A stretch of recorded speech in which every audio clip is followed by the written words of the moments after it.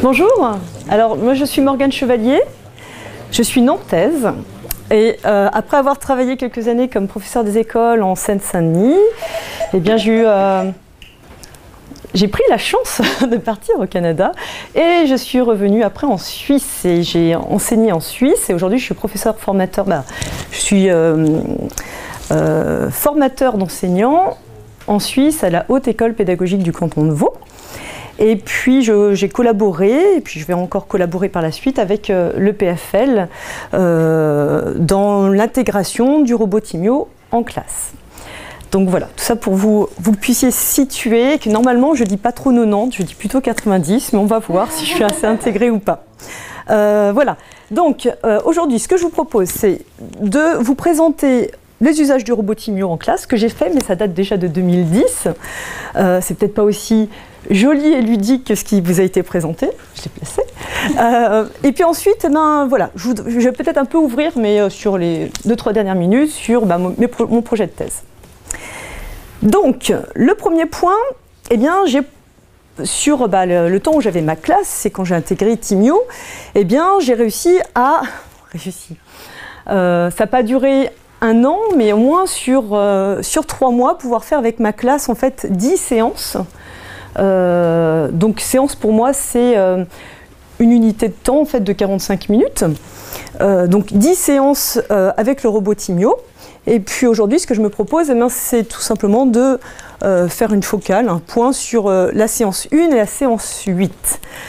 Toutes les autres, si vous voulez, je peux vous les donner, vous donner un accès à une Dropbox où il y a tous les documents, ou Didier me dira où est-ce qu'on peut les déposer. Aussi sur le site timio.org, il y a une partie qui est déjà, mais sinon sur le site de l'INRIA. Voilà. Pourquoi ces deux points-là? Alors, parce que là, je suis bien avec ma casquette plutôt de formatrice d'enseignants. Parce que quand je l'ai donné des formations continues, alors il y en a certaines séances, on m'a dit oh, c'est un peu tiré par les cheveux comme usage de Timio. Je suis bien d'accord, mais après on est tiraillé entre injecter dans sa séance en fait des objets de savoir et utiliser Timio pour par exemple les mathématiques, les sciences, et puis des fois on utilise Timio comme un média à d'autres savoirs, par exemple pour soutenir la verbalisation d'élèves ou ce genre de choses. Donc c'est vrai que des fois ça peut paraître un peu tiré par les cheveux, mais à travers toutes ces séances, il y a 2 points qui sont essentiels pour moi, c'est cela. Tout d'abord, découvrir Timio. Alors voilà, je ne vais pas du tout vous parler de programmation. Avec mes élèves, donc cycle 1 ou cycle 2, cycle 1 en Suisse, ça commence à 4 ans, et puis cycle 2, ça se termine à 10 ans à peu près. Eh bien, à chaque fois, donc quand Timio est utilisé en classe, on découvre ce qui est possible de faire quand on l'allume. Cette séance nécessite des prérequis qui vous paraissent certainement pour les profs de lycée, gymnase et autres peut-être ridicules, mais avec des tout petits de 4 ans, c'est fondamental que d'abord de vérifier que les élèves distinguent bien les couleurs, on les connaît bien, on parle bien du même vocabulaire, et puis ensuite comprendre la signification de certains termes, comme les termes de comportement. Peut-être que vous avez, pour ceux qui ont déjà vu quelques supports qu'ils ont proposés autour de Timio, on parle d'humeur. Timio est peureux ou Timio est suiveur, etc. Ou alors on le dénomme en tant que comportement vert ou comportement jaune, etc. Et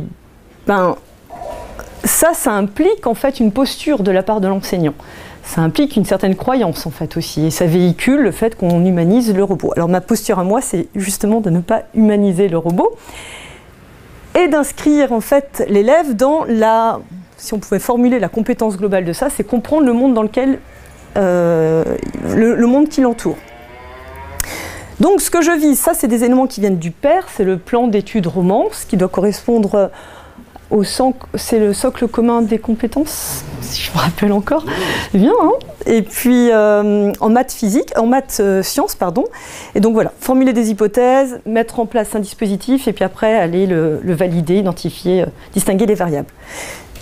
Au-dessus de tout ça, si on sort des documents prescriptifs qu'on peut interpréter de la façon dont on veut, entre guillemets, pour moi, ce que je vise, Alors pour moi c'est très ambitieux, mais il y a certains enseignants qui me disent oh, c'est bête et méchant. Ben c'est ça, c'est que l'élève puisse arriver à distinguer le constat de la déduction. Donc ça veut dire, derrière ça, permettre à l'élève, même au tout petit de 4 ans, de commencer, c'est sûr que c'est pas en une séance qu'il pourra faire ça, mais commencer à distinguer ce que je vois de ce que j'en déduis.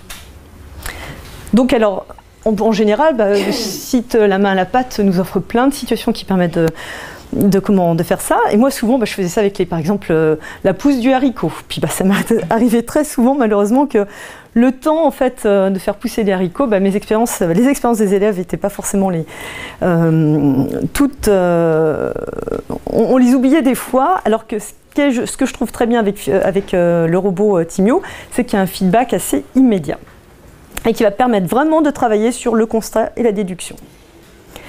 Je vous ai mis une petite vidéo, tout simplement pour vous... J'imagine que ça parle un peu à tout le monde, mais c'était juste pour vous essayer de mettre illustrer ce que je dis. Souvent, à l'école... Vous connaissez ces vidéos-là ou pas? Bien sûr.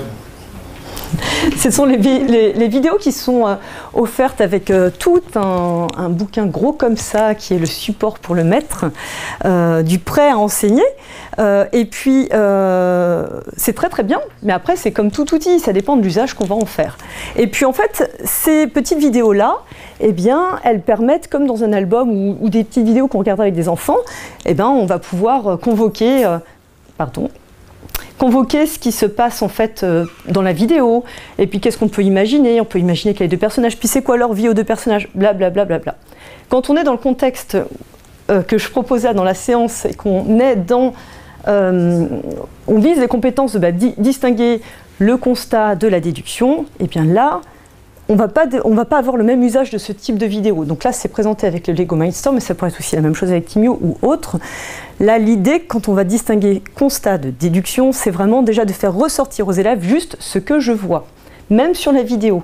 C'est pas ce que j'imagine. Pourtant, je sais pas s'il y a des enseignants là, de l'école maternelle, merci, il y en a, eh bien, souvent c'est ce qu'on fait. Et je sais pas si vous vous rendez compte, mais en fait, on drille vraiment les élèves quand on va ouvrir un album. Et puis, c'est important, bien sûr, de convoquer chez eux des choses qui sont les inférences et tous ces éléments-là.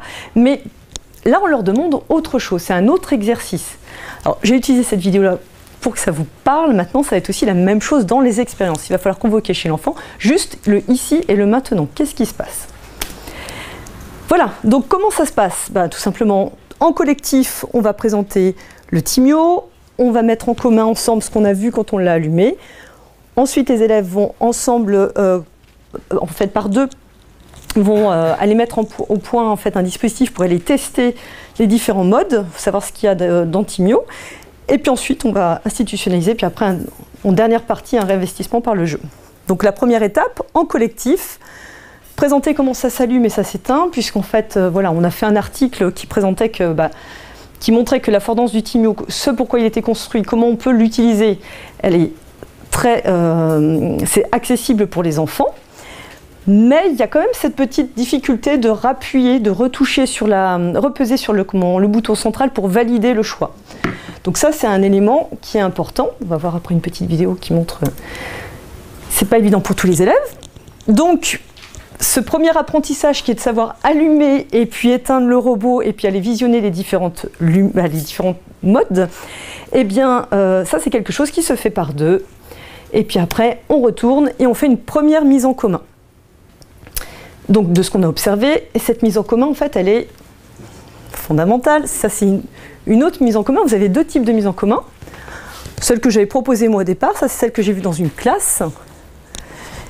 Et on va la voir tout à l'heure après sur la vidéo. Une fois qu'on était d'accord sur le nom des couleurs, parce que je vous mens pas, mais moi je me trompe entre le rose, le fuscia, le fuchsia. Ça, je suis française en Suisse, vous imaginez le vocabulaire, bon bref.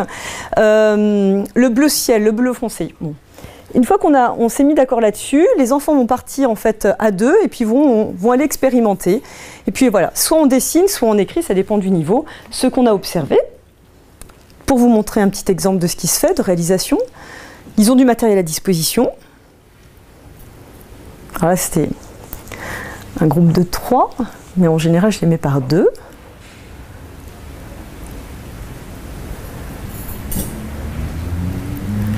Il faut reconnaître que le matériel en soi, par exemple la bande, la piste, ben c'est très inductif. Hein, ça induit quand même les actions des élèves.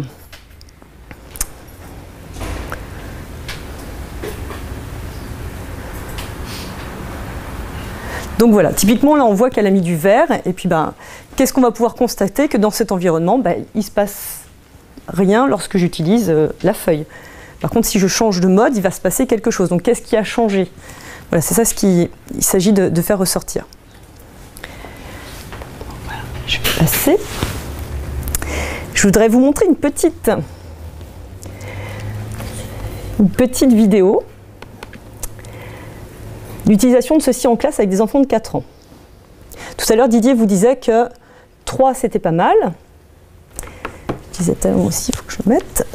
Mais là, l'enseignante les a mis par 4. Ce qui te fait rire, c'est quoi?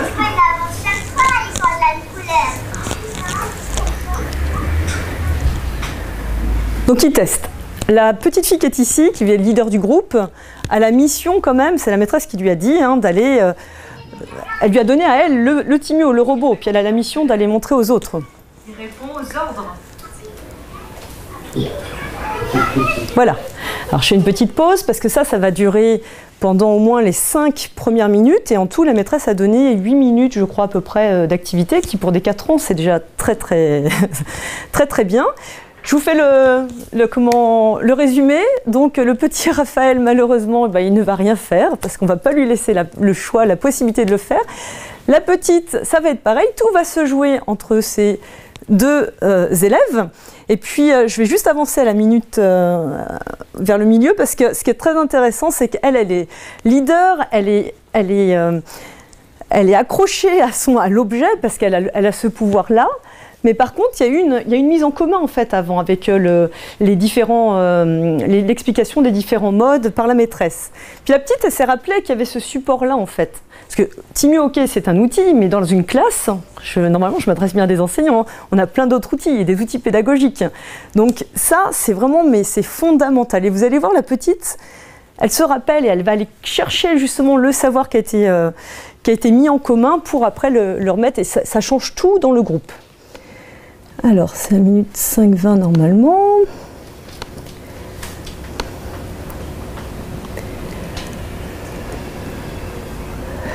Hop là. On peut changer la couleur? Viens me voir, viens me voir, viens me voir. Elle est allée en fait chercher au tableau ce qui était écrit. Ça veut dire que quand on met la main, il a peur et il recule. C'est bien, alors vas-y, montre-nous. Qu'elle explique ce qu'elle a vu sur la vignette en fait. Ils ne savent pas lire, ces enfants. Donc Raphaël, bien sûr. Pauvre petit. Il a essayé quand même. Et vous voyez, la première, en fait, elle l'a laissé faire parce que c'était elle qui avait le savoir finalement. Donc, ok. Après, ce qui va être intéressant, c'est qu'elle va mettre du temps en fait à comprendre que si elle veut faire des choses avec l'outil. Dis-moi, comment tu sais, toi? Comment t'as su que le rouge, Parce que j'ai regardé la carte. Et la carte, elle disait quoi? Elle disait dans la longueur, elle dirait qu'il avait peur que la bouche est toute comme ça. Ah, d'accord. Alors, on a fait le rouge, on a fait le vert. Et bien du coup, Raphaël et sa petite copine à côté, qu'est-ce qu'ils vont faire? Ils vont aller aussi chercher, aller voir ce qui se passe sur le panneau, et puis aller voir pour les autres couleurs. Bon. Ils vont réclamer un autre Timio. Comment? Ils vont réclamer un autre Timio. Oui. Et puis, exactement. Et puis voilà, en fait. Donc, pourquoi je vous montre ça? Certainement pour la plupart d'entre vous,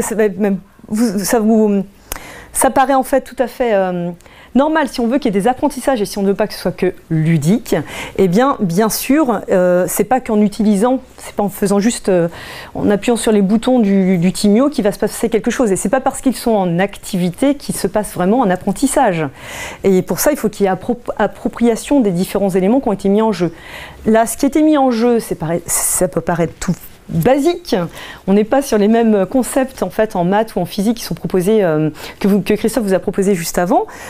Mais c'est la même chose, on est sur de l'apprentissage. Et là, ce qu'on veut voir, c'est ce qui se joue. Et pour ça, pour l'avoir fait plein de fois, là c'est une vidéo, mais pour l'avoir fait plein de fois, 4, c'est trop. 3, il peut se jouer quelque chose. Alors, je redis ce qu'a dit tout à l'heure Didier. En effet, dans ces cas-là, eh bien, le rôle de l'enseignant, c'est de permettre aux élèves déjà de coopérer